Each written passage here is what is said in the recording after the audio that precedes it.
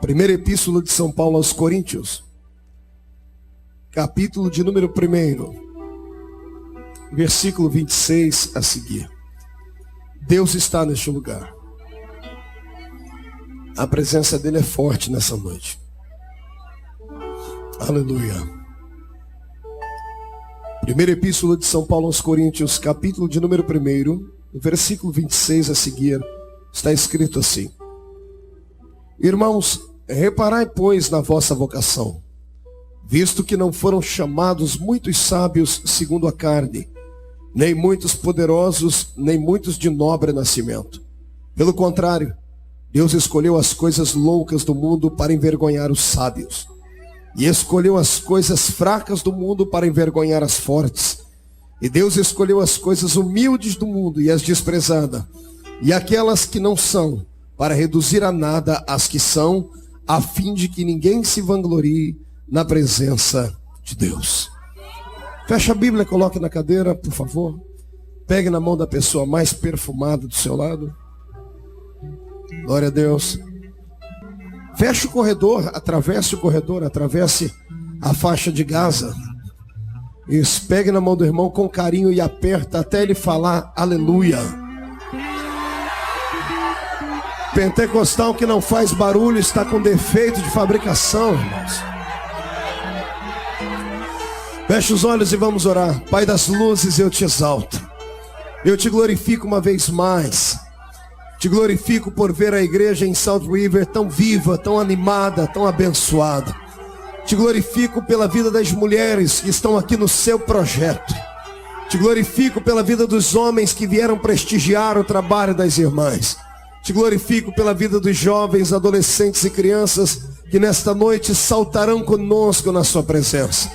Te glorifico por aqueles que estão nos assistindo, Senhor, lá longe via internet. Te glorifico por aqueles que vão assistir esta fita em casa. E te exalto porque haverá uma avalanche da sua glória nesta noite. Pai eterno, eu não saí do Brasil para vir aqui rever amigos, embora esteja feliz em revê-los. Eu saí da minha terra, ó Deus, para vir aqui emprestar a Ti os dons que Tu me deste. E eu quero nesta noite ser usado na palavra profética, para ser um instrumento da Sua vontade, ó Pai. Por isso, antes de começar a pregar, eu faço os 2 pedidos que costumeiramente tenho feito.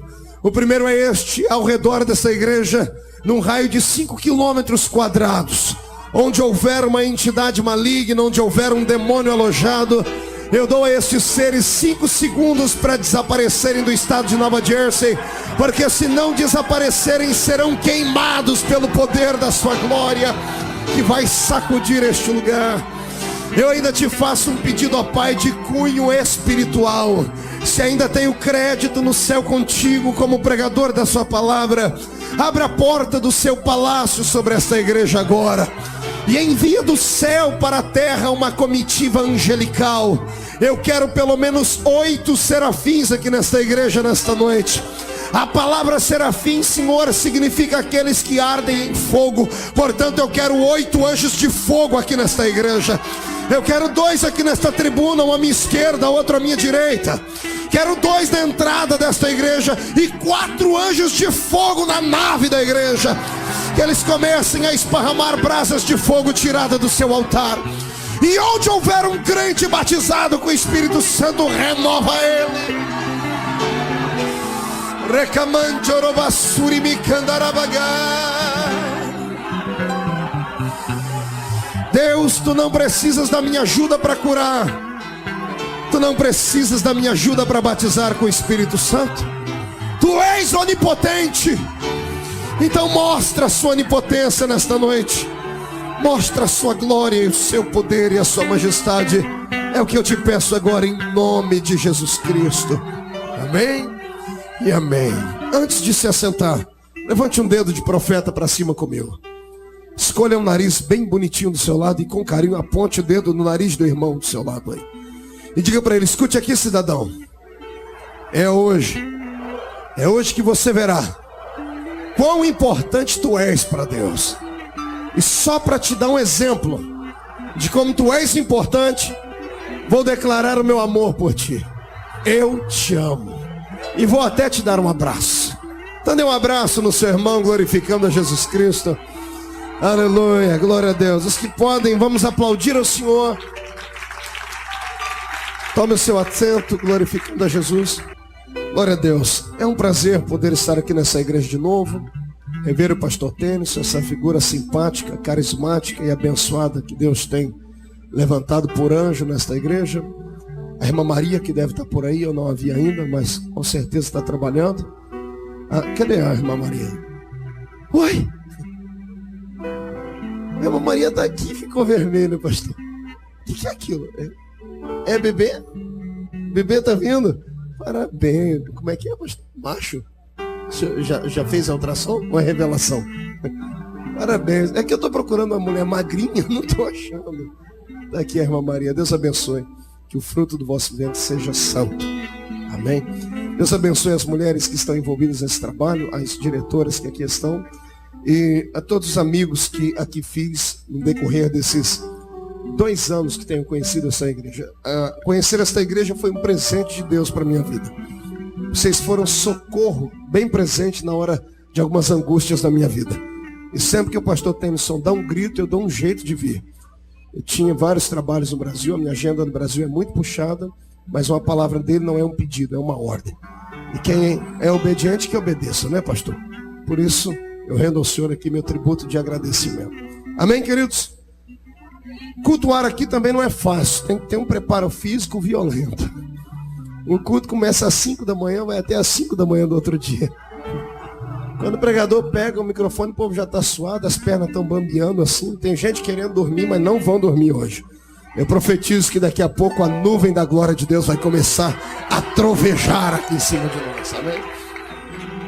Pois bem, eu estava aqui no decorrer do culto, analisando, observando, vendo a alegria e a euforia de alguns, vendo a tristeza e possivelmente a depressão de outros, vendo que alguns têm tanta intimidade com Deus que o pastor fala aleluia, ele responde com língua estranha de lá. E alguns estão tão fora daquilo que Deus tem para eles que o pastor fala em línguas e ele nem sabe o que está acontecendo.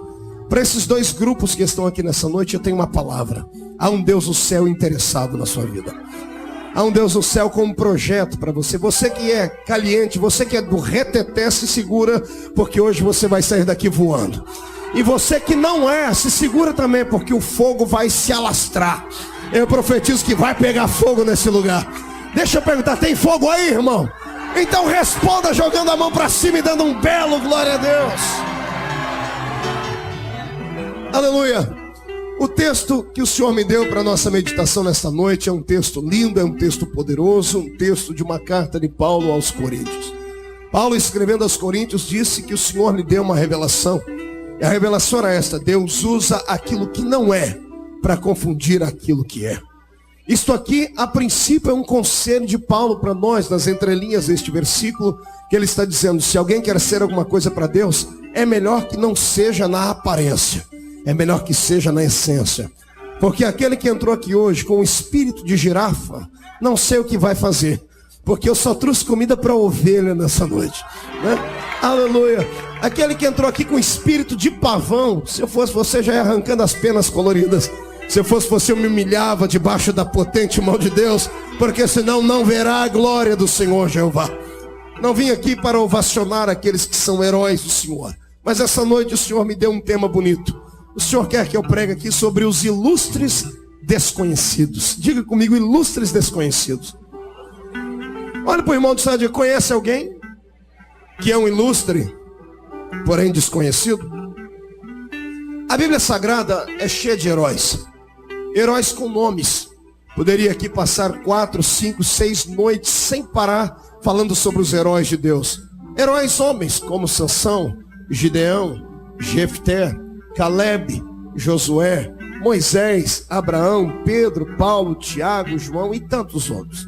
Poderia falar sobre as heroínas da Bíblia, que é num número um pouco reduzido, mas não deixa de permearem as páginas da Bíblia, como no caso de Esther, no caso de Ruth, Maria, Marta, de Priscila, de Lloyd e Dorcas e tantas outras mulheres conhecidas da Bíblia. Essas são as bênçãos. Poderia também citar os vilões da Bíblia, que também são conhecidos.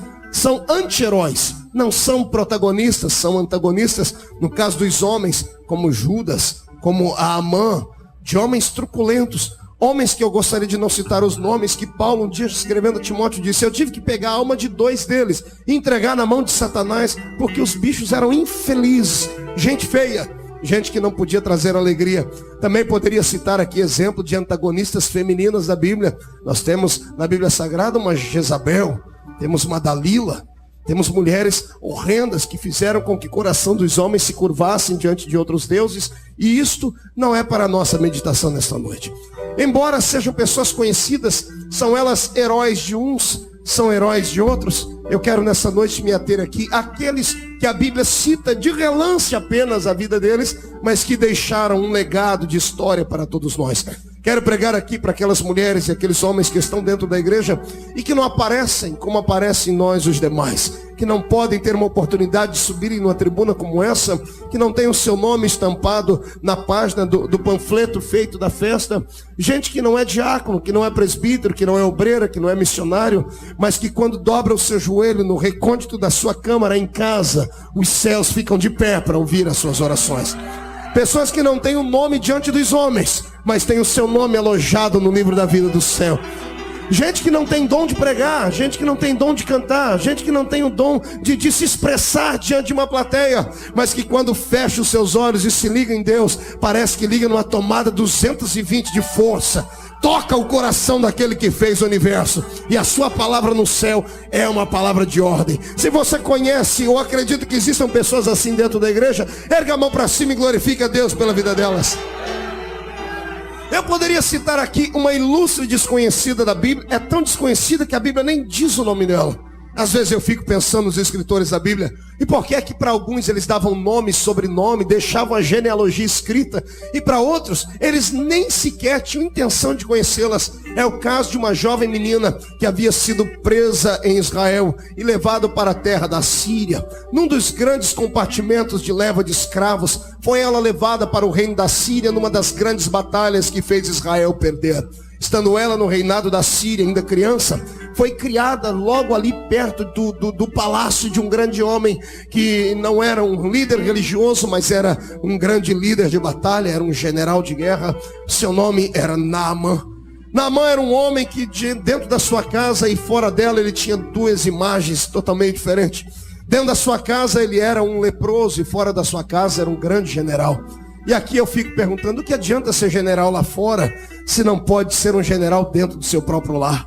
No que adianta o marido ser um grande homem para as pessoas que estão lá fora e dentro de casa não ser o príncipe da sua princesa, não ser o rei da sua rainha, não ser o herói dos seus filhos? Assim, quando eu olho para Naamã, eu encontro uma situação muito parecida com a que algumas irmãs vivem aqui dentro. Lá fora era um grande general e dentro de casa era um leproso. Leproso era o tipo de cidadão que tudo que tocava, nada ia para frente. Então eu quero aqui deixar uma palavra para aqueles homens que estando em casa são leprosos. Você precisa dar ouvido à voz de uma ilustre desconhecida nessa noite, para que a sua vida seja mudada. A mulher está tomando chá das 5, chá das 6, o chá das 7 com a amiga, e ela está comentando aquelas fofocas abençoadas, aquela amiga do coração, para que a mulher abre o seu coração. E ela está dizendo: meu marido, ele é um herói lá fora, mas aqui dentro é uma tribulação. Não posso dormir com ele, não posso me banhar com ele, não posso me alegrar com ele, não posso desfrutar as bênçãos de um casamento com ele, porque ele é um leproso. Do canto esquerdo ou direito da mesma sala, enquanto as mulheres estão tomando seu chá naqueles bules de porcelana, aquelas xícaras bem enfeitadas, tem uma menina com uma escova na mão, de joelho no chão, esfregando o chão daquela sala, esfregando o chão daquela cozinha, o chão daquela varanda. Eu não sei onde era, eu sei que ela estava ali aprisionada no corpo, mas nunca puderam aprisionar a alma dela. Aprisionaram ela, amarraram ela às coisas naturais da vida, mas se esqueceram que as coisas espirituais são completamente paralelas e adversas das coisas naturais da vida. Aqui com essa menina eu aprendo uma coisa muito importante. Não importa onde você esteja, não importa qual é o seu tipo de trabalho, não importa o que as pessoas pensam de ti, a vida espiritual é um legado miraculoso. A parte espiritual não pode ser tocada por homens, não pode ser tocada pelo diabo. Os homens podem afligir a sua alma, Satanás pode afligir o seu corpo, mas o seu espírito está revestido da autoridade divina. Ela estava esfregando o chão. Olha, veja só, ela era escrava, estava longe dos pais, estava longe de todo mundo, havia sido levada para aquele lugar, possivelmente dormia num quartinho pequenino com outras empregadas, comia apenas o que restava na mesa do seu patrão, mas a alma dela conhecia um outro tipo de alimento que os homens não podem roubar, que é o louvor, que é a adoração, que é a fé, que é a crença em Deus. Ela possivelmente todos os dias antes de dormir orava ao Senhor e dizia: Deus, um dia não sei quando o Senhor trará a minha alma de volta para a minha terra. Aliás, se o Senhor me trouxe para dentro deste lugar, se o Senhor me trouxe para dentro deste palácio para ser escrava, é porque eu estou dentro do seu projeto. O projeto de Deus não pode ser questionado. O projeto de Deus na sua vida não pode ser indagado. Eu sei que alguns foram chamados para ser chefe de mil, outros foram chamados para ficarem lá na ribanceira, na retaguarda. E isso não quer dizer que aquele que é chefe de mil tem um projeto de Deus na vida dele em andamento, e o que está lá atrás não tem. Eu aprendi que quando Deus levanta um homem na sua casa, uma mulher, não importa o que é que ele vai fazer, importa que cada um está seguindo um projeto de Deus na sua vida. Eu quero que você entenda que a função que o Senhor lhe deu hoje aqui nesse lugar, a você que foi consagrado a obreiro, a você que foi consagrada a obreira junto ao lado do seu esposo, que o projeto seja lindo, mas eu penso que alguns esperavam também a consagração, e os homens ainda não enxergaram a fagulha da sua chamada, os homens ainda possivelmente não entenderam que você também é um escolhido do Senhor. Eu quero lhe dizer, não desanime, não fique triste, não fique com o rosto parecendo um sapo cururu, não fique entristecido, não se jogue debaixo da cadeira, não pense em desviar, no fim do culto não vá pedir a carta de mudança para ir para outra igreja, porque Deus tem o controle da sua vida na mão dele. O tempo não é este para você, mas vai chegar, mas o projeto está em andamento. Eu quero que você seja a bênção onde você está. Ninguém é consagrado para ser, só é consagrado quem já é. Se você acredita nisso, levante a mão para cima e dá glória ao Senhor. Mais baixinho um pouquinho agora. Lá está a menina, esfregando o chão, e ela escuta alguém dizer assim: ó, não há mais solução para o meu marido leproso. Ela, debaixo da mesa, esfregando o chão, levanta: ei, minha senhora, desculpe minha intromissão. Eu sei que eu sou apenas uma empregada, uma escrava, não teria que pedir a oportunidade para falar. Mas a senhora disse uma coisa e eu tenho uma outra coisa para dizer.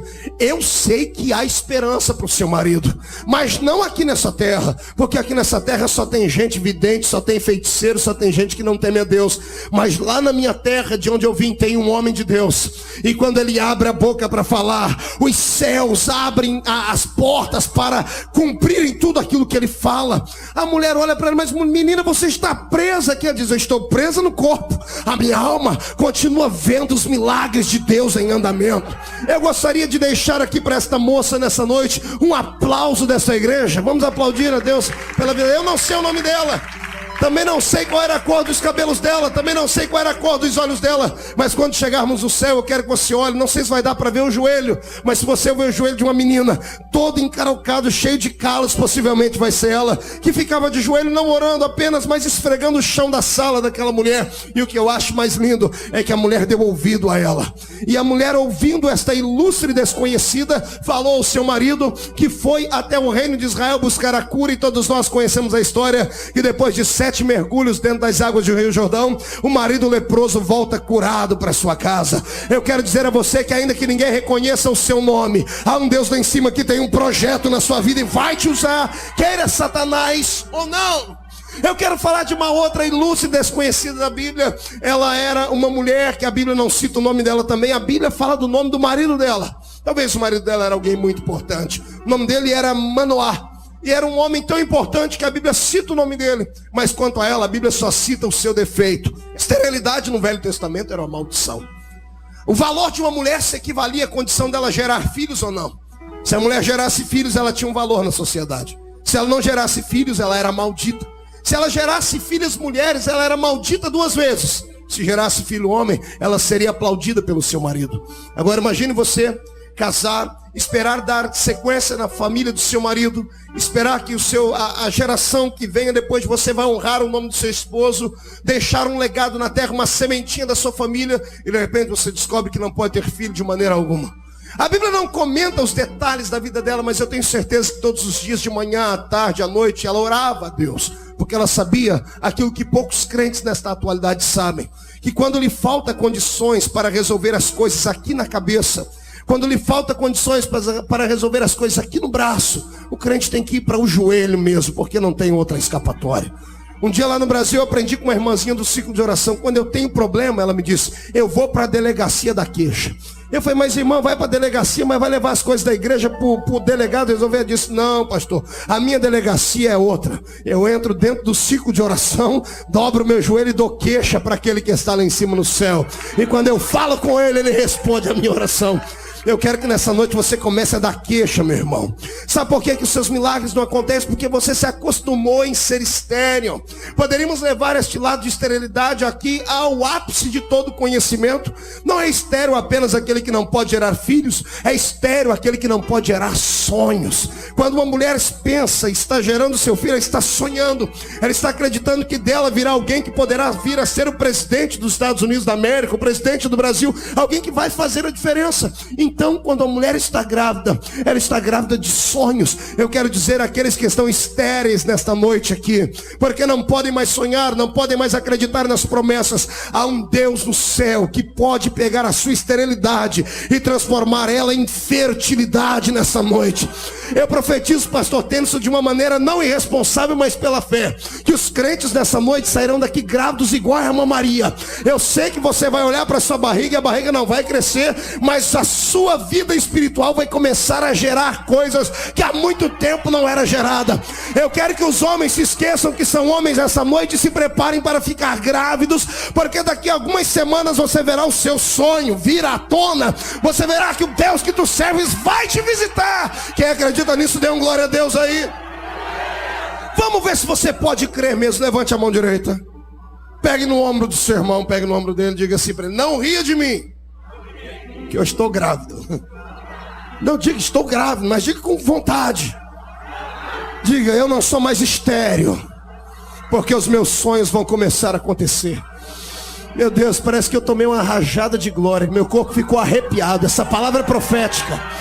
Recebe aí em nome de Jesus Cristo agora o poder para gerar sonhos.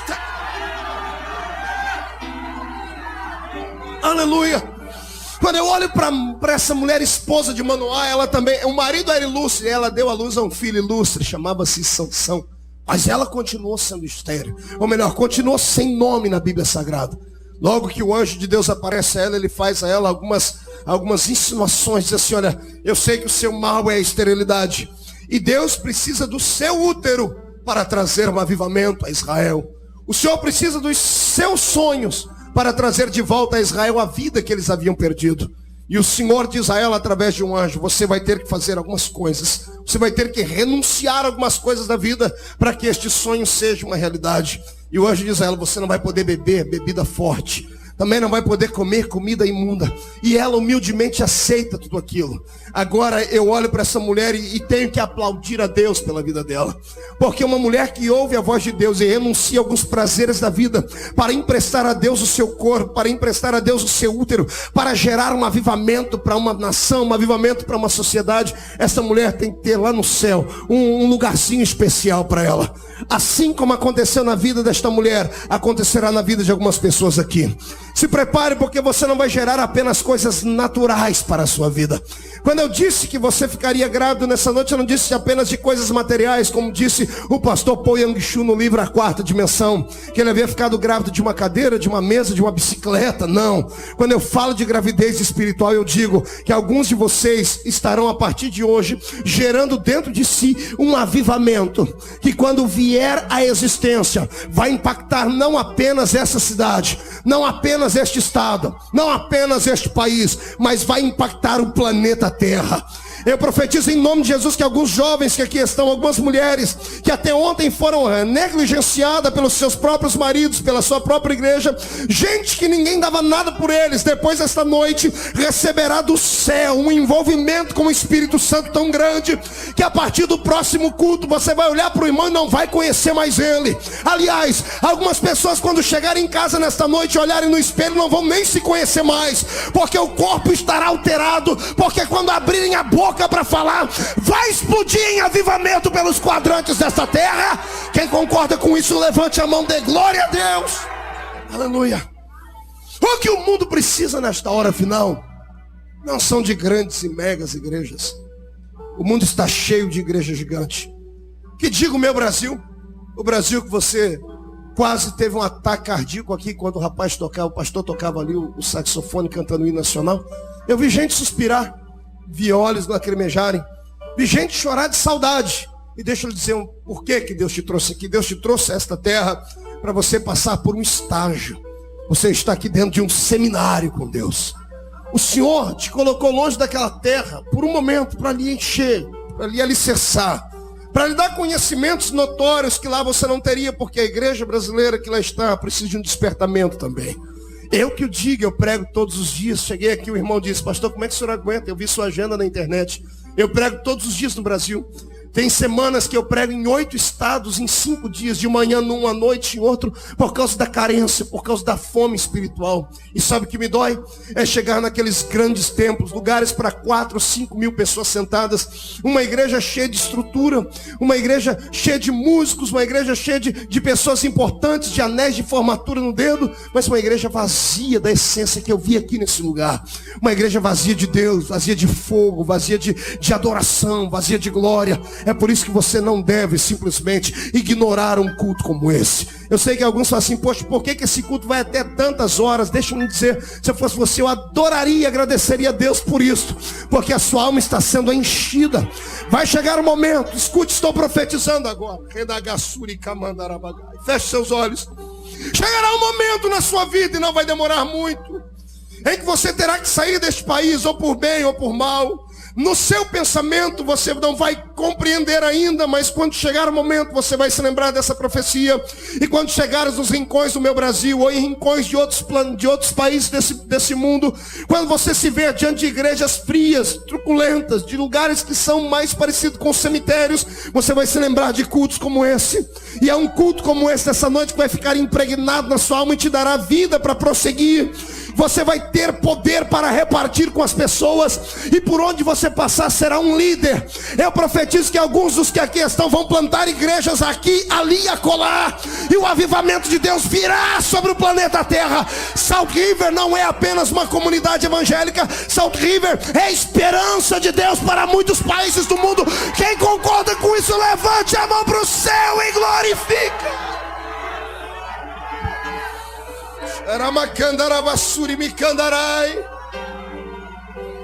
Pastor, mas isso é para quem é consagrado, isso é para quem tem um nome antes do nome. Não, isso é para aqueles que são heróis, e que ainda que não são conhecidos pelos homens, são conhecidos pelo Senhor da Seara. O Senhor precisa de você. O Senhor precisa dos seus talentos.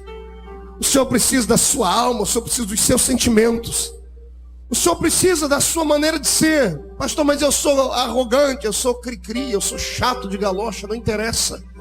O Senhor sabia disso antes de você nascer. O Senhor te trouxe aqui porque Ele tem um projeto na sua vida. Eu quero que você entenda e acredite nisso, porque o meu peito já está explodindo de alegria. Eu não estou pregando para homens e mulheres comuns essa noite. Eu estou pregando para a nata dos brasileiros que está em New Jersey.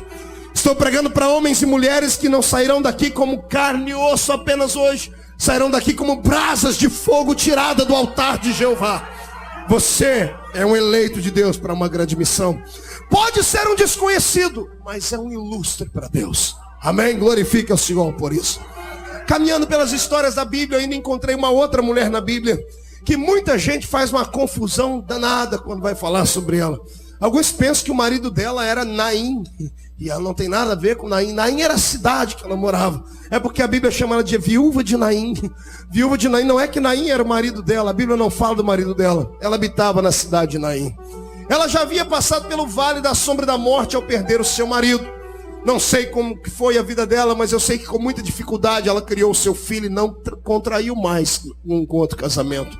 Eu me olho para esta mulher e eu me recordo de muitas mulheres do Brasil, não sei se aqui existe isso, mulheres que fizeram um voto de viverem apenas para os filhos, e depois que perderam o esposo, o marido, não deram mais atenção à sua própria vida, ao seu coração, não pensaram em contrair um novo casamento para poderem ter do seu lado na cama um corpo quente para lhe aquecer, um amigo para conversar. Mulheres que fizeram um ato de renúncia. A minha mãe fez isso. Um ato de renúncia em poder viver apenas para o filho. Assim era esta mulher da Bíblia Sagrada. Não sei por que o escritor também não disse o nome dela. mas a Bíblia fala que ela viveu uma vida de viúva. E não bastasse isso, ela conseguiu segurar o seu filho na presença de Deus, conseguiu segurar o seu filho nos ensinamentos do judaísmo, conseguiu dar ao seu filho dignidade para crescer, conseguiu dar ao seu filho dignidade para crescer e ser talvez um moço que possivelmente iria pertencer à infantaria de Israel, para ser um grande soldado. Se fosse um menino, a Bíblia chamaria de menino, mas a Bíblia diz moço. Um moço era alguém que tinha 20, 21, 22 anos de idade naquela época. Imagine você que além de viúva, ela cuidou do seu filho, deu a ele aquilo que pôde, aquilo que não pôde. Para uma mulher em Israel conseguir trabalho não era fácil. Quando a mulher ficava viúva, havia como que uma lenda que dizia que quando Deus levava o marido da mulher, é porque havia alguma coisa errada de pecado na família. Então ela não podia contar com a ajuda dos amigos. Eu não sei se essa mulher passava o dia contraindo gravetos. Eu não sei se ela ia para a praça vender coxinha de galinha. Eu não sei o que é que ela fazia, mas ela conseguiu levar o seu filho até a estatura de um moço. E quando o moço está crescendo, quando o seu sonho está em andamento, quando ela está pronta para receber aquilo que ela plantou, quando ela está pronta para colher, porque o filho era rimo de família, ele deveria cuidar da mãe dele no futuro, ele deveria dar uma casa, ele deveria dar para ela condições de ela viver dignamente, vem a morte. A fatídica morte.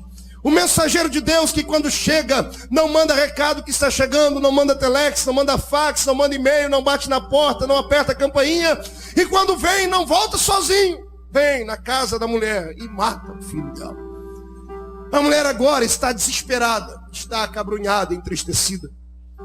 Fazem um enterro, um cortejo fúnebre, pegam um caixão, pegam um esquife, coloca o menino ali dentro. Ela era viúva. As condições do enterro já eram precárias demais.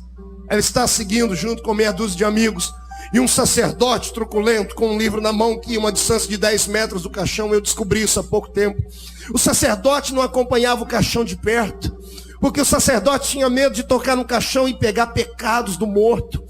O sacerdote não podia tocar em coisa morta, dado a palavra aos levitas, lá nos primeiros livros da Bíblia, acerca de coisa morta era imunda. O sacerdote queria que o enterro fosse mais rápido. O sacerdote queria que enterrasse aquele defunto logo, para ele voltar para a sua sinagoga, para ele voltar a cantar, para ele voltar a escrever e coisas mais. A mãe está do lado do caixão. Está seguindo o cortejo fúnebre. Em todas as histórias do mundo e em todos os países do mundo, em todas as culturas, um cortejo fúnebre não pode ser bloqueado. Semáforo não pode parar um cortejo fúnebre. Carros de polícia não podem parar um cortejo fúnebre. É o último voto que a pessoa dá àquele que está morto. É um último voto de agradecimento, de respeito. Então o cortejo fúnebre está cortando a cidade, está indo. Carros de burro estão parando à esquerda, à direita. Transeuntes que estão vendendo têm que parar de gritar o seu produto em respeito àquele caixão que vai passando. Mas quando chega num certo momento dali, esse cortejo fúnebre que vem em silêncio, sendo rompido apenas por um gemido de uma mãe, ouve do outro lado da rua, possivelmente numa esquina, uma gritaria sem tamanho, e param para ouvir. No meio da gritaria vão gritando assim: bendito é o rei que vem em nome do Senhor. Bendito é este que vem trazendo a vida. E de repente o cortejo da morte, a caravana da morte, para de frente da caravana da vida. A caravana da vida deveria abrir um espaço para a caravana da morte passar, mas aquele que estava na frente da caravana da vida não deixou. Ele parou o cortejo fúnebre. Na história do homem nunca isso aconteceu, mas ele podia fazer. Ele era o dono da vida, era o dono da morte. Ele podia fazer tudo, qualquer coisa, quando quisesse, ninguém poderia rompê-lo. Agora o que eu acho lindo é que ele para o cortejo da morte. Ele não olha para o moço que está no caixão. Ele não olha para a cara feia do sacerdote que está com a barba comprida, a mitra na cabeça, com um pergaminho debaixo do braço, dizendo: eu tenho hora. Não, ele não olha para aquilo que as pessoas vão dizer. Ele olha para os olhos da mulher anônima. Ele olha para os olhos da mulher ilustre, desconhecida, mas ilustre. E quando ele olha para ela, minha Bíblia diz que ele vê ela chorando. As lágrimas dela falaram muito mais alto do que as palavras. Eu aprendo com essa mulher que quando queremos conquistar Deus, às vezes precisamos deixar de falar. Às vezes precisamos deixar de dialogar. Às vezes precisamos parar de argumentar. E devemos deixar o Espírito falar. E o Espírito fala com gemidos. O Espírito fala com lágrimas. O Senhor me diz que pessoas aqui dentro estão há muito tempo sem chorar. há muito tempo sem serem tocadas por uma palavra como essa. É por isso que não recebem o seu milagre. Ei, Deus não precisa ouvir as suas pregações. Às vezes eu dobro o joelho perto de crentes que pregam para Deus, dizendo: Deus, o Senhor é obrigado a me dar, porque está escrito ali, o Senhor prometeu isso. Ei, Deus não precisa ouvir esse tipo de lamúria. Deus às vezes precisa ouvir um coração quebrantado. Aprenda com essa mulher, aprenda com ela. Ao invés dela ir procurar ajuda no prefeito, ao invés de procurar ajuda com os amigos, ela vai no meio da multidão levando o caixão para o cemitério. E quando vê alguém com possibilidades, ela só olha para ele, não diz uma palavra, ela chora. E a minha Bíblia diz que o meu Jesus chorou com ela. Isso me toca, não sei se te toca. Imagina aquele Deus que pregaram para você quando você veio para a igreja, um Deus que quer ver você santo demais. Se você não fizer tudo que ele manda, ele vai te bater com um chicote, vai abrir a porta para te matar. Olha que contraste com este Deus aqui da Bíblia. E quando vê alguém chorando, chora com ele. Eu quero acreditar que nessa noite Jesus vai chorar com você. Ele vai chorar porque ele vê onde os homens não podem ver. Eu me emociono quando falo sobre isso, porque eu queria ser um vidente de Deus, para poder diagnosticar por que é que você não glorifica, por que é que você não grita, como muitas pessoas gritaram aqui hoje. Mas eu não preciso nem ser vidente para entender que tem gente aqui que não pode adorar como nós adoramos, porque está passando pelo vale, porque está com o seu sonho dentro do caixão, já está pronto para enterrar. Perdeu a esperança, perdeu a alegria, perdeu tudo. E aí nessa noite, olha que coisa linda, ninguém podia parar o seu cortejo fúnebre, mas o príncipe da vida resolveu interferir. Eu sinto a mão do meu Jesus sendo colocado em cima do caixão dos seus sonhos. Se sacerdote não pode tocar lá porque ficou com medo de ficar impuro, o Deus do sacerdote vai botar a mão naquele defunto e vai ressuscitar.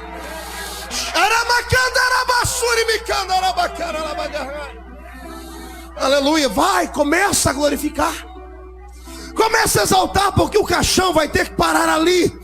Vai ter que devolver o caixão para a funerária, vai ter que devolver as flores para a floricultura, porque você vai voltar para casa com seu sonho ressuscitado. Eu profetizo que o seu casamento será ressuscitado.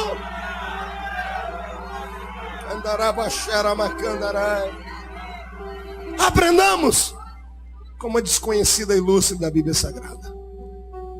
No mesmo ritmo dela, eu olho para uma outra desconhecida da Bíblia. Por essa eu entendo por que negaram o nome dela para a gente. Porque era muito vergonhoso. Era uma mulher que ninguém se preocupou como foi o nascimento dela.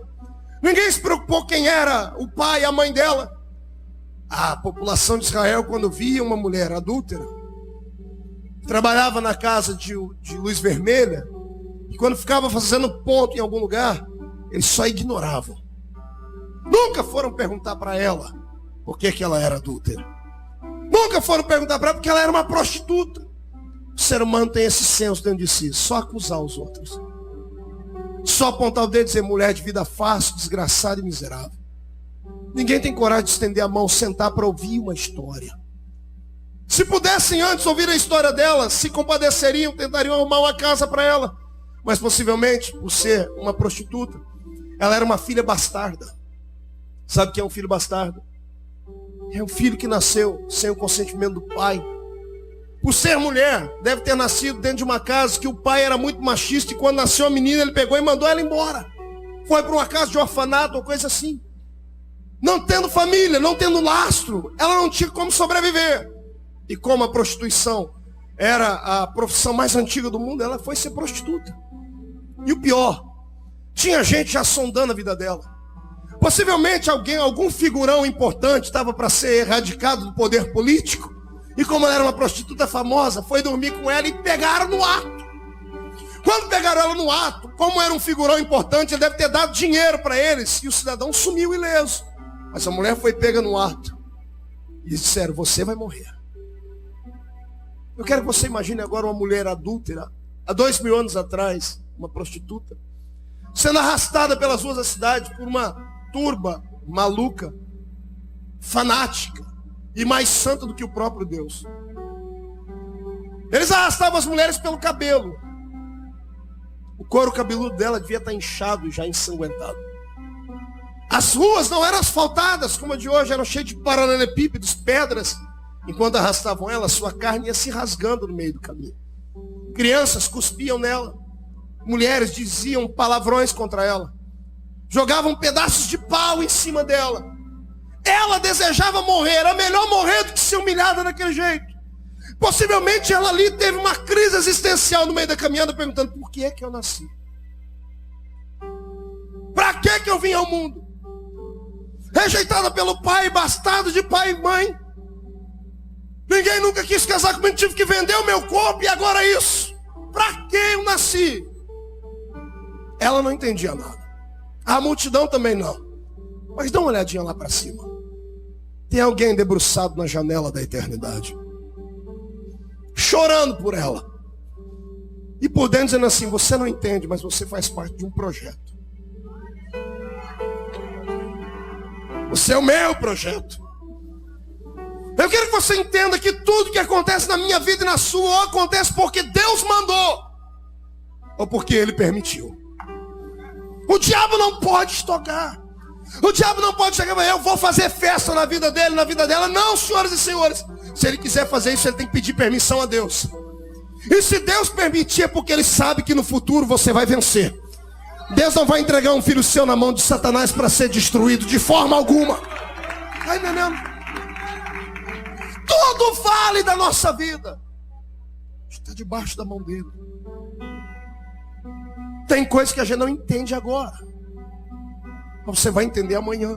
Calma, não desespera, não sai correndo, não abandona. Mesmo as humilhações da vida, as piores, tem um porquê. Fazem parte de uma série de lições que Deus tem para a minha vida e para a sua. Viver com Cristo é entrar numa faculdade do sofrimento. Você não sai com um diploma para pendurar na parede, mas você termina igual Paulo dizendo: eu trago no meu corpo as marcas de Cristo. Quarta-feira foi um dia tão lindo para mim, pastor. Quarta-feira agora. Eu prego há 8 anos. E quando comecei a pregar, muito novinho, lá no campo onde eu congregava, onde congrego até hoje, ninguém aceitou a minha chamada. Não aceitaram porque eu era muito novo. E eu sempre gostava de pregar e tal. E Jesus foi abençoando, foi abrindo portas. O obreiro mais novo da minha igreja, depois de mim, tinha o dobro da minha idade. E daquela época que a Assembleia de Deus dizia assim: obreiro só se for velho e casado. Eles achavam que Deus não podia usar um jovem. E eu lutei. Passei pelo vale. Eu me lembro que um dia nessa igreja que eu preguei quarta-feira, me levaram para uma reunião de obreiros e quase me mataram. Mas literalmente, se levantaram, me chamaram de enganador, me chamaram de menino que queria meter os pés pelas mãos, que não queria passar por tudo que a igreja mandou, que queria pular a janela ao invés de entrar pela porta. Isso é linguagem de obreiros. Os obreiros aqui sabem o que é isso. Eu fui humilhado. Sabe o que é ser humilhado? Sabe que alguém chegar na sua cara e falar assim: você não tem chamado, você pega a fita dos outros, decora e vai abrir a boca e fala: você é um vagabundo que não quer trabalhar. É isso que você é. Quer viver da fé? Viver da fé é uma obra. Você largou o trabalho porque viu na igreja uma possibilidade de conseguir dinheiro da igreja. Foi isso que eu vi, coisas muito mais. 8 anos se passaram. Quarta-feira agora eu fui convidado para ir na mesma igreja, uma igreja para 4.000 pessoas sentadas. E quando eu cheguei na igreja, tinha 8.000 pessoas. Pela primeira vez na história, colocaram 2 telões para o lado de fora. E o meu pastor, que havia visto eu ser humilhado daquela forma, os obreiros que haviam me humilhado há 8 anos atrás, estavam todos sentados no púlpito para me ouvir pregar. Sabe o que é isso? Eu peguei o microfone quando eu vi a igreja daquele jeito. Quando eu vi os jovens que estavam ali, eu vi os obreiros, todo mundo esperando o momento de ouvir a palavra. Eu chorei, eu disse: Deus, Senhor, eu lembro que há 8 anos atrás eu queria desviar daqui. E o Senhor disse: não vale a pena esperar? Há um tempo para tudo na terra. A sua humilhação hoje, a sua luta hoje, calma. As pessoas que estão pisando em cima de você, que não querem ver você crescer, que ficam fazendo conchavo com outros, arrumando conversa, arrumando argumento, fica tranquilo. Vai chegar o dia que Deus for te exaltar, essa pessoa vai estar lá para te ouvir. Ela vai ter que dar mão à palmatória. Amado, escute, deixa eu dizer uma coisa: nunca humilhe ninguém. Você pode ser obreiro, pode ser pastor, pode ser o que for. Não humilhe as pessoas. Jesus não te deu o direito de humilhar as pessoas. Não te deu. Você pode aconselhar, você pode falar para a pessoa, não é seu tempo, mas não humilhe, não deboche, porque o que você planta, você colhe. E vou dizer, depois você vai ter que engolir um sapo desse tamanho, porque hoje você olha a pessoa daqui de cima para baixo pisando nela. Daqui a alguns anos você vai ter que comprar um binóculo para pôr nos olhos, porque a pessoa vai estar voando lá, e você vai ter que assistir ela.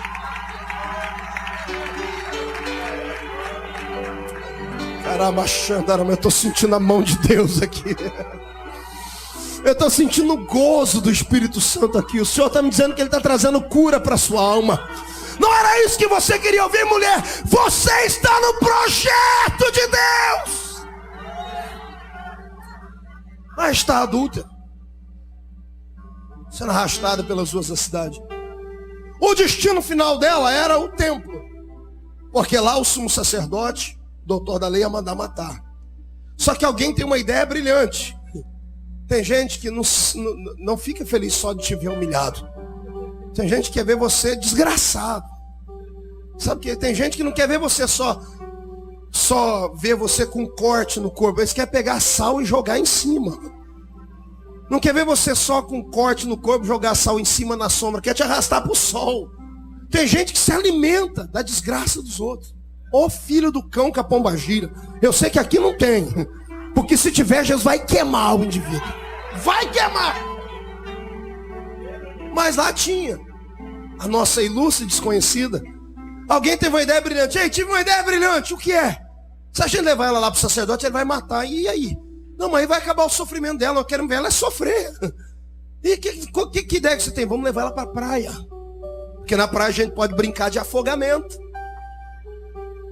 Pense num sujeito com o espírito de Hitler. Estava lá no meio da turma. Estava lá o infeliz. Estava lá. Já deve ser descendente desse que fez a Santa Inquisição. Só pode. O cidadão levou a mulher para ser afogada na praia. Além de cuspir, rasgar o corpo dela, puxar ela pelo cabelo, matar ela moralmente, porque a pior dor é a dor moral. Que a dor no corpo passa. A moral não. A moral, toda vez que você olhar no espelho, você vai ver ela. Ela já estava morta. Não precisava fazer mais nada com ela. Só para dizer, olha, foi pega no ato de adultério e acabou, já morreu a mulher. Um ato vergonhoso, imoral. Estão brincando de afogá-la na beira da praia. E andam mais alguns quilômetros e afogam ela. De repente alguém no meio da multidão diz, ei gente, o que foi? Estou vendo um homem ajoelhado ali na frente, na beira da praia. Olha para ele é diferente, cabelo comprido, barba. Ele está escrevendo na areia. Alguém vai lá ver o que ele está escrevendo. Chega alguém lá e ele está escrevendo assim: eu sou o caminho, a verdade e a vida. Ninguém vai ao Pai a não ser por mim. A pessoa continua lendo e ele está lendo assim: eu não vim para destruir o mundo, eu vim para salvar o mundo. A notícia volta diz: é aquele homem que perdoa pecado dos outros. Ressuscita morto, faz de tudo. A notícia esparrama entre a turba e a mulher escuta a história. Eu imagino agora como é que a notícia chegou no ouvido dela. Ensinaram essa mulher que o Deus que ela pensava servir, quando pegava um pecador, ele queria degolar ele. Queria arrancar a cabeça, decepar. Quando ela fica sabendo que aquele homem perdoa pecado, ressuscita morto, ela diz assim: se não é Deus, é no mínimo um semideus. Se é um semideus, ele tem poder, pronto, eu estou enroscado. Ele vai mandar um anjo vir do céu e arrancar a minha cabeça. Ele vai levar minha alma para o limbo, vai atormentar-me. E quando chega perto do homem, ao invés de ele fazer qualquer coisa disso, alguém pergunta: o que o senhor quer que faz com ela? Que a lei manda matar. Ele levanta os olhos, olha no olho daquela turma louca, tira os olhos deles e olha nos olhos da mulher. Eu queria ver, eu queria ter uma máquina fotográfica para registrar o olhar dele no olhar dela. O olhar de Jesus desnuda o ser humano. Olhar raio-x. Ele foi além do corpo dela. Jesus olhou através dos olhos dela e ele viu os traumas da infância dela. Ele viu o abandono da família dela. Ele viu que aquela era uma alma aprisionada pelo diabo por causa das circunstâncias da vida. E naquele momento floresceu dentro dele a missão dele. Eu vim para libertar os cativos, para dar vista aos cegos, para recuperar os perdidos. E ele olha para a multidão e diz assim: quem não tem pecado, atira a primeira pedra nela. Pedras vão caindo no chão, todo mundo vai embora. Silêncio é rompido por um gemido. Ela está jogada no chão, o corpo está retalhado. Eu imagino o meu Cristo fazendo isso. Talvez o seu não, mas o meu fez. Levanta, vai até onde ela está, pega ela pelo queixo. Levanta o rosto, limpa as lágrimas dela, que devia estar misturado com a pintura dos olhos por ser prostituta. Limpa, arruma o cabelo dela e diz assim para ela: filha, cadê os seus acusadores? A primeira palavra dele já machucou ela por dentro. Machucou de uma maneira benéfica. Ele chamou ela de filha. Filha. Aleluia. Feche seus olhos.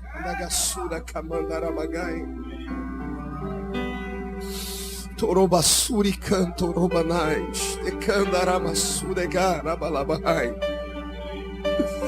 Senhor, tu falas ao meu coração que existem aqui no meio dessa igreja, e gente vendo pela internet agora. Alguns que estão vendo pela internet, ó Pai, hoje, um dia de sábado, não foram no culto. Não é porque não querem, é porque estão sendo acusados pelo diabo por causa dos pecados que têm. Tem gente aqui no meio, ó Deus, que se esconde através do grito, até pula com a gente, mas é só uma atuação, é um teatro. Porque a vida está carregada de pecados. E toda vez que a pessoa quer afirmar, o diabo acusa. E nesta noite eu vejo o Senhor levantando o queixo desses homens, dessas mulheres. E o Senhor chamando eles de filhos. Ah, Cristo da Bíblia, eu invoco a sua palavra agora e digo: nenhuma condenação há para os que estão debaixo do seu sangue. Ramanagais, Turicantorobagacia. Eu ordeno aos demônios que acusam, aos demônios que colocaram na mente desse rapaz, desta moça, dessa irmã, desse homem, que eles não podem receber o milagre porque deslizaram, porque cometeram algum tipo de pecado na carne. Eu digo a esses demônios: tirem as suas garras deste lugar, porque o poder do sangue de Jesus transformou a gente em filho. E filho é filho, ponto final. Filho é filho e ponto final. Pai não vai matar o filho. Aleluia. Oh Deus, agora fala para essa mulher e para esse moço, e para essa jovem, para essa criança e para esse obreiro. Fala o que o Senhor falou para ela, Jesus. Fala no ouvido deles. Vai e não peques mais. Vai e não peques mais. Vai e não peques mais. O sangue de Jesus é maior do que toda acusação do inferno. Receba. Receba a proteção na sua mente agora, em nome de Jesus, contra os dardos de Satanás. Receba. Saia de dentro desse calabouço. Ora igual o salmista: tira minha alma da prisão. Sai de dentro desse buraco. Porque você não nasceu para ser humilhado, não nasceu para ser capacho. O Senhor te vai colocar hoje por cabeça. Eu profetizo isso em nome de Jesus Cristo. Levante a sua cabeça e dê um glória a Deus bem alto. Aleluia. Levante a mão direita para o céu comigo. Faz um carinho nas costas do seu irmão. Faz um carinho nas costas dele. E diga para ele: tu és filho. E filho tem direitos. Só quem é filho sabe que tem direitos aqui. Glorifique a Jesus. Inunde essa casa de poder, de adoração. Ilustres, desconhecidos, que trazem para nós histórias lindas. Tem uma mulher na Bíblia que eu sou apaixonado por ela. Eu não sei qual era a idade dela. Eu olho para essa mulher e vejo as dificuldades com a qual ela chegou diante do seu milagre. A Bíblia só fala qual era a raça dela. A Bíblia diz que ela era uma mulher cirofenícia. Ela era grega. Ela morava na região adjacente. Já tinha buscado em todos os lugares do seu mundo alguém que tivesse dom de exorcizar demônios. A Bíblia diz assim, num tom bem carinhoso: a filhinha dela Não era uma moça, era uma criança. A filhinha dela era atormentada, endemoniada. E quando a mulher descobre que há um herói em Israel, ela pega sua filha, gasta tudo que tem para ir até lá. Eu não sei se ela usava algemas na filha, se ela colocava capuz, se colocava mordaça na menina, porque a menina era endemoniada. Eu sei que ela chega num lugar e Jesus está lá. Ela era cirofenícia, ela tinha a barreira da língua, do idioma. Ela era grega. Eu não sei como é que ela fez, se ela ficou ouvindo durante alguns dias, se ela aprendeu algumas palavrinhas. Eu sei que chegou uma hora que ela parou o discurso de Jesus e disse com um sotaque. Quando ela começou a falar, Jesus percebeu que ela não era de Israel. Eu não sei como, imagina um americano chegando no Brasil tentando conversar em português, dizendo: Senhor Jesus, a meu filha está precisando da bênção. Eu conversando assim. Todo mundo perto sabia que ela não era dali. E Jesus olhou para ela e disse assim: minha senhora, não é lícito ao pai pegar o pão da boca do filho e dar para os cachorrinhos. Você já imaginou a repercussão no meio da multidão? Os crentes daquele lugar dizendo: tá vendo? O que dá atormentar o mestre aí, ó. Ouviu muito. Amado, essa palavra dói até na gente. Você consegue ouvir o seu Jesus falando isso? Não é lícito pegar o pão da boca dos filhos e dar para os cachorros. Eu não sei como é que essa mensagem chegou no coração da mulher, mas eu sei que ela deve ter levantado os olhos chorando. E ela disse uma coisa, não como está escrito na Bíblia, eu acho que ela disse uma outra coisa. E a Bíblia, o escritor aqui deixou mais bonito. Ela deve ter olhado para Jesus chorando e disse assim, e ela segurando a menininha do lado, endemoniada, disse assim: Jesus, mas até as cadelinhas têm direito a comer daquilo que cai da mesa das pessoas. Meu Deus, estoca. Ela está dizendo: Jesus, nem que seja resto, nem que seja aquilo que o Senhor pode dar tudo para eles, nem que seja só a farinha, a casquinha que cai no chão, já é bom para a gente. Jesus foi impactado com aquilo. Isso mexeu o coração dele. E Jesus disse assim: olha, isso lhe será colocado por justiça para sempre, porque eu não encontrei fé assim em Israel. Daquele momento em diante, diz a Bíblia, a menina ficou curada. E a história da Cirofenícia traz vergonha para a gente.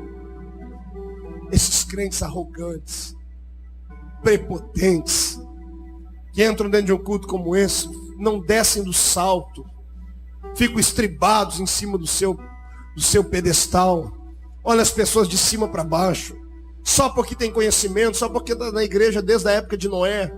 Não viu o dilúvio, mas não viu o dilúvio mas pisou no barro que sobrou na terra. Só porque o pai foi amigo do Gunnar Wingre, que fundou a Assembleia de Deus lá no Brasil, só porque fez faculdade no Instituto de Pindamonhangaba, só porque é poliglota, só porque tem algumas casinhas aqui na América, acha que é super-homem, mulher maravilha. Entra aqui dentro, não escuta qualquer um pregar não. O indivíduo é tão petulante que tem a pachorra de chegar no amigo e dizer assim: vamos ver o que vai dar esse culto hoje. Filho do cão, eu te repreendo. Aqui não tem espaço para essas pessoas. Deus está procurando mulheres e homens que aprendam com a Cirofenícia. Onde está a humildade? Isso é humildade. Humildade não é uma coisa que você aprende a ter, é uma coisa que está dentro de você. Não é você enganar as pessoas através de um ato de hipocrisia, não. É você buscar de dentro de si ser parecido com Cristo. O que tem de gente que diz que é seguidor de Cristo, mas que quando alguém olha para ele não sabe que é. Porque não é parecido com Jesus. Não é. Você já parou para ver os seus atos? A sua truculência, a maneira como você trata as pessoas, a maneira como você trata os seus filhos, a maneira como você trata a sua esposa. Você acha que Jesus faria isso? Deixa eu pegar aqui agora e falar uma coisa para as pessoas. Lá na minha terra, no estado de São Paulo, tinha um homem, um pregador, um pastor, ele era muito usado. Ele abria a boca, o céu descia, caía, gente endemoniada, era poderosamente usado. E um dia, no culto, a mulher dele entrou, chegou atrasada depois dele. Ele já estava pregando. Irmãos, a mulher entrou dentro de casa, ela e 2 filhinhos, dentro da igreja, carregando o colchão da cama de casal. Ela pegou de um lado e os 2 crianças do outro. Parou o culto, aquela coisa. Pô, falou, o que é isso? E a mulher chorando. Para que é isso? Ela enlouqueceu. Eu disse, não, eu quero trazer o meu colchão da minha cama para cá, para a igreja. Porque esse homem que está no púlpito pregando não é o mesmo que eu tenho dentro de casa, não. Porque o que eu tenho dentro de casa é truculento, é grosso, é ignorante, briguento. E quando ele está aqui na igreja, se transforma em um anjo. Então eu quero trazer meu colchão para morar dentro da igreja. Porque quem sabe ele melhora com a gente. O que tem de irmão que tem vontade de fazer a mesma coisa agora?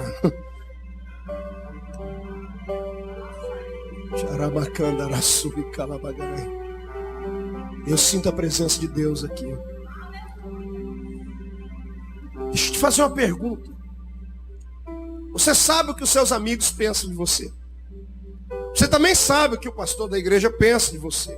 O que o seu patrão pensa de você. Mas alguma vez você perguntou para a sua família o que é que eles pensam de você? Se você morresse agora, qual legado você deixaria para os seus filhos?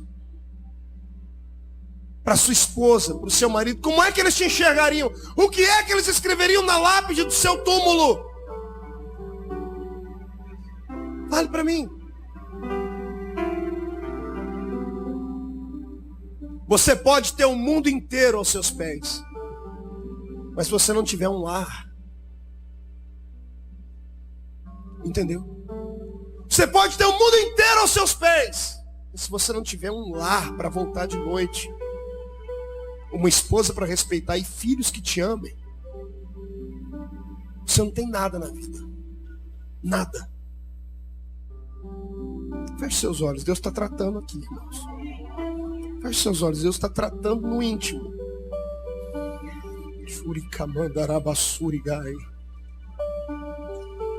Ah, pastor, porque o senhor não conhece meu casamento? O casamento não é perfeito. Quem disse para você que casamento é perfeito? Como psicólogo, eu até disse uma vez, dando ensino para casar, esse casamento tinha que chamar outro nome, tinha que chamar aguentação. Que é uma série sucessiva de aguentações. Mas é bênção. Um tem que aprender a colocar o pé atrás e dizer assim, não, tá certo. Dois bicudos não se beijam. E outra, agora vocês têm filhos. Vocês não têm mais apenas uma vida para vocês. Não podem ser egoístas. E o que vocês fizerem vão refletir sobre a vida desses pequenos que estão vindo aí. Satanás está destruindo as famílias da terra. E agora ele resolveu destruir as famílias da igreja. Por falta de diálogo. Por falta de compreensão. O Senhor quer dar um avivamento para você, mas o avivamento tem que começar na sua casa. O avivamento tem que começar dentro do seu quarto. Está entendendo isso? A bênção da sua família está nas suas mãos. Reveja os seus conceitos, reveja os seus valores. Aleluia. Que isso sirva para os obreiros dessa casa. Para aqueles que foram consagrados hoje aqui. Não viva de aparência.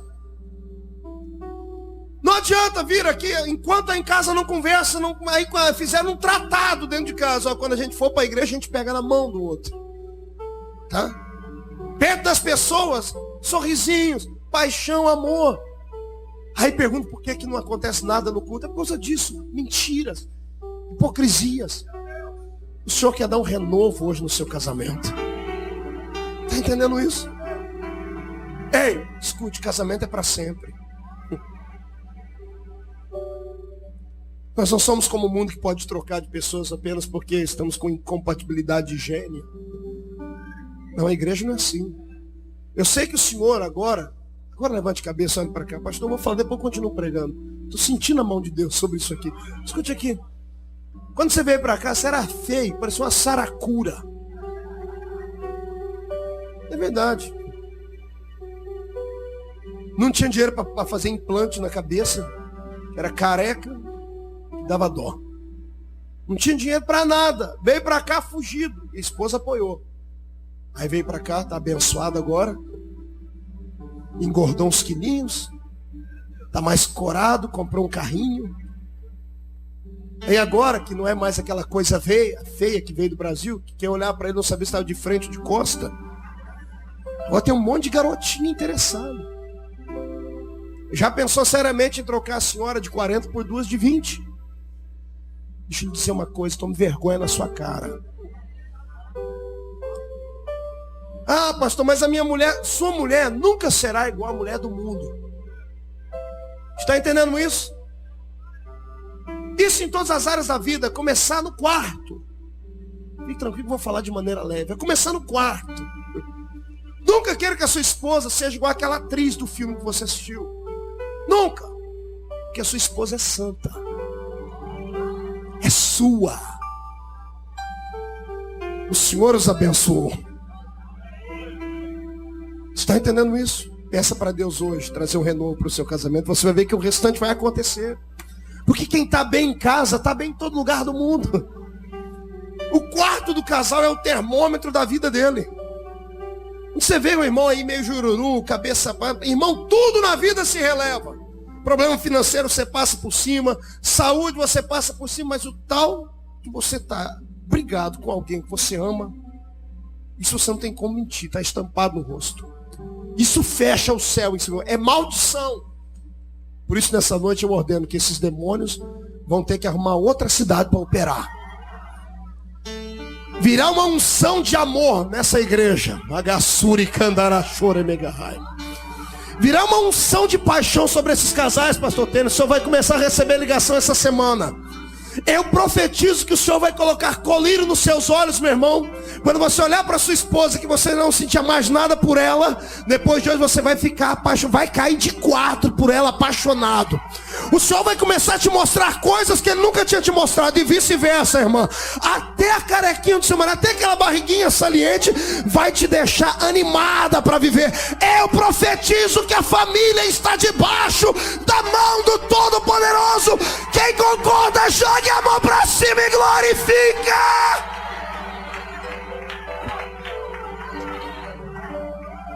Meu Deus. Ufa. Olhe para cá. Eu olho para a Bíblia Sagrada, eu vejo pessoas anônimas. Tem uma mulher na Bíblia que só um evangelho citou o nome dela. Os outros deixaram o nome de lado, porque o ato dela foi lindo. Ela pegou o corpo do meu Jesus, estava sentado numa casa. Ela pegou um vaso de alabastro, e tinha um perfume lá dentro dele, que custava 300 denários. Era o dinheiro de um ano de trabalho. Em dinheiro de hoje, pelo salário do judeu, seria 21 mil reais. 7 mil dólares. E ela com lágrimas, pegou o vaso de alabastro, sem perguntar para ninguém, abriu, despejou na cabeça de Jesus. Enquanto o óleo vai descendo no corpo de Jesus, o perfume vai se alastrando. E a igreja reunida.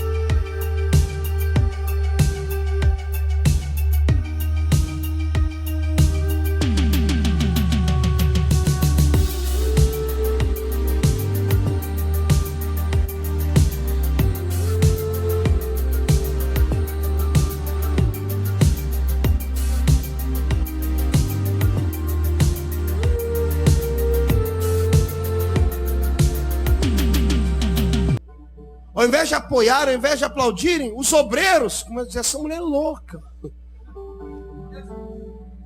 O crente estava investindo tudo que tinha, pastor, no corpo. A ilustração linda disso aqui é isso. O crente estava investindo tudo que tinha no corpo de Jesus. E os obreiros, essa mulher é louca, eu tinha que pegar metade disso aí, dá para pagar a comida para os pobres. Eu quero que você aprenda com essa mulher aqui. Quando você tiver que dar alguma coisa para Deus, Dê tudo. Não dê a metade, não dê um terço, dê tudo. E não importa o que as pessoas vão falar.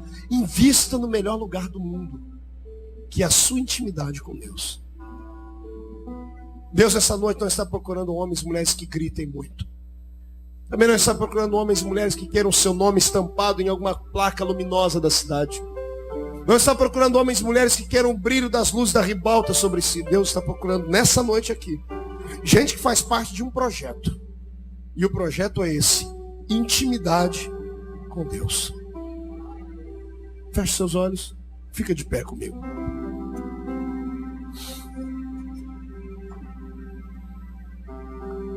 Pegue na mão do seu irmão de novo.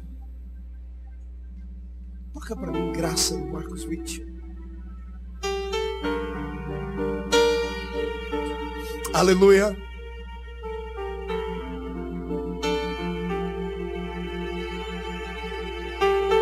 O fechamento do sermão desta noite é esse.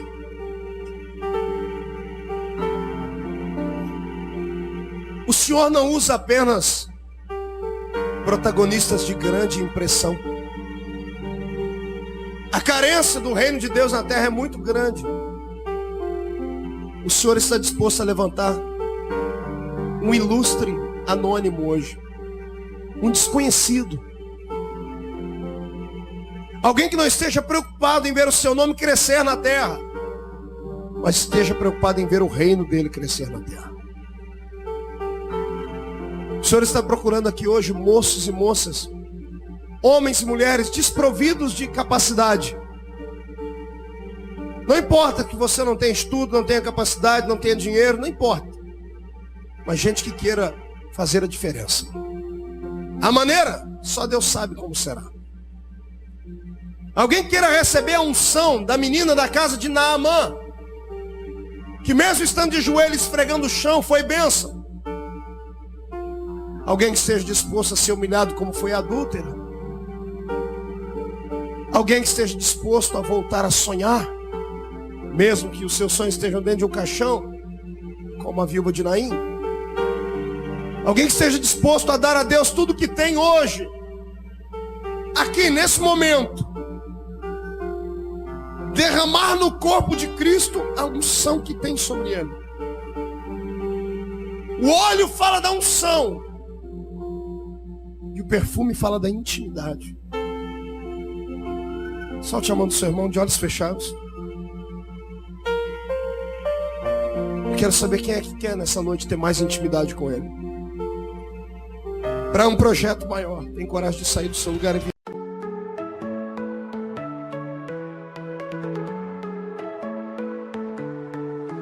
In the quiet of the autumn night, a gentle breeze whispers its delight. Leaves rustle softly, stars gleam bright. In your arms everything feels right. Moonlight paints our shadows tall. In the breeze I hear your call. Autumn breeze in the night so tenderly. In your embrace I feel so free. Every sigh, every touch we share. In the autumn breeze I know you care. Stars above, a blanket of delight. In your eyes, the autumn night. Walking through the